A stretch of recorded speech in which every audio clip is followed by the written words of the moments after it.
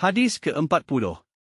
Daripada Sayyidina Ibnu Umar radhiyallahu anhuma katanya, Rasulullah sallallahu alaihi wasallam memegang bahuku lalu bersabda, "Hiduplah kamu di dunia ini seperti orang asing atau musafir." Ibnu Umar berkata, apabila kamu berada pada waktu petang, janganlah kamu menanti pagi.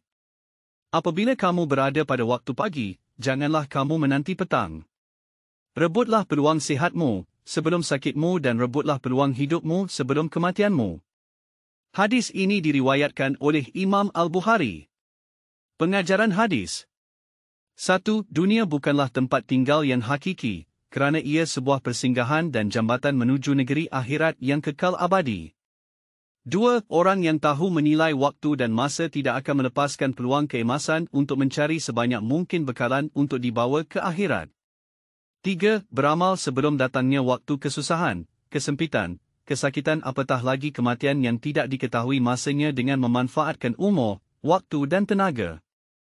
4. Berhati-hati dengan tipu daya dunia terutama pada zaman kini yang amat mencabar keimanan dan kekuatan amal seseorang.